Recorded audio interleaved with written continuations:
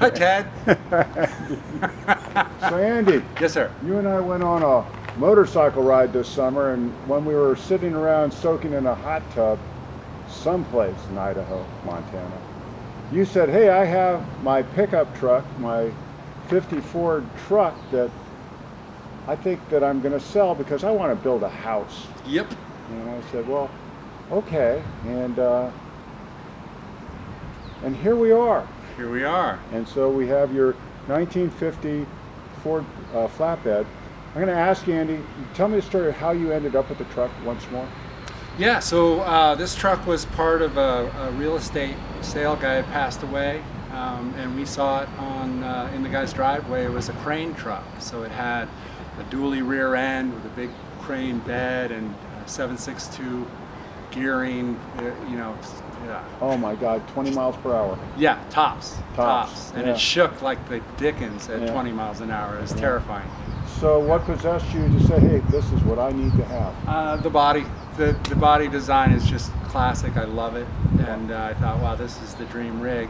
I wanted to, mold it into something that would really represent what I was looking for. So what did you think that you were going to build when you started this? This. The exact truck. Pretty much, yeah. So you took basically the truck and you made a modern drivetrain underneath it. Correct, yeah. So we took off that bed. This is a 1928 Ford AA bed. This is an original Model A bed. Correct. Wow. Yeah. Okay. And then underneath us, we've got a 2006 F250 rear end, custom driveline. What is the ratio on the rear end? 373. 373. Okay. Those are good gears. Yeah. And this is two-wheel drive. Two-wheel drive, yep. It's got floating rear axles. Mm-hmm. And so you took the engine out.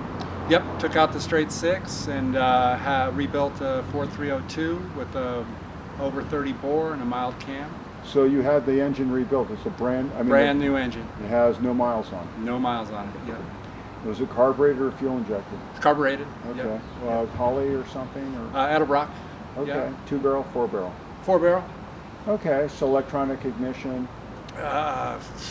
Most likely. Most likely, yeah. Okay. And then we've got a 5-speed transmission, also brand new. It's an M5R2, which is out of the early 90s era Broncos and F-150s. Wow.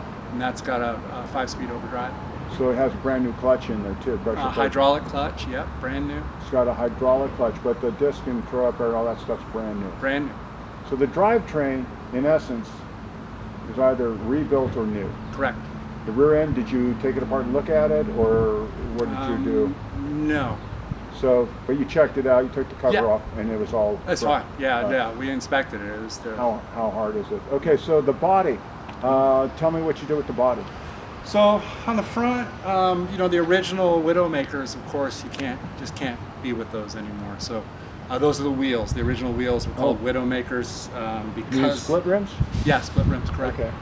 So did away with that. Found a company up in Bellingham, Washington called American Steel, and they custom made these wheels for me so that we could match the bolt pattern but put modern rubber on. Match the bolt pattern of the stock front end. Correct. So we're dealing with the stock I-beam front end. Yes. So we're also dealing with the stock brake drums also then? Yes. Okay, so you had the brakes rebuilt. I assume that you had shoes and cylinders? Yep. And the front end was in good shape, or you had the kingpins done or anything? No, everything's good. Okay. So the previous owner, this paint is actually from the previous owner's restoration. He put about 14 grand into the truck. Whoa. But he had it all original, which was, again, not really drivable. Okay. So basically on the front end, what you had done was rims made that would accept a modern tire without split rims. That's right. So you put tires, and we're going to have to take a break. Oh no, we're not. We're just going to keep going. Yeah, let's keep going. Okay, so we're so close. And what did you do for the interior? Interior is what that guy did, with the exception of steering column, steering wheel, steering box. I put in a 1984 Toyota 4x4 steering box, which is, if you go onto the forums, it is the swap for this truck. And the steering column is from? From Summit Racing.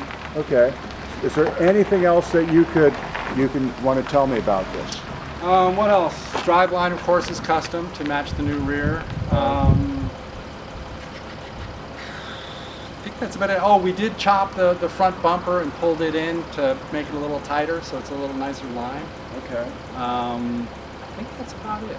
You gave me a laundry list of stuff that you've done on the car. Yeah. And I assume somewhere there are receipts, I would hope, Yeah.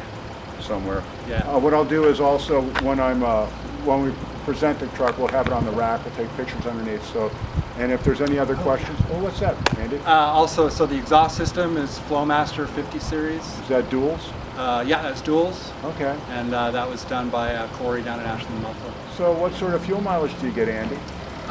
You know, it's such a tiny tank. I'm thinking 6 miles. No, I don't know. I don't know. Like I said, it's brand new, so I haven't even done the math yet on that. But you know what would look great on this? What? A camper with shingles on the roof. shingles. Someone building a mini house on the And a back smokestack. of it. And a Or a smoke wood stack. stove, Yeah. you know, And with a little, this thing could be a little gypsy wagon or something. Sure. Yeah, I'm sorry that we thought about this so late in the day. You wouldn't be building a house. All right, Andy, I think we've covered all the ground we need to. Thank you Great. very, very much. Thank you, Ted. No, stop.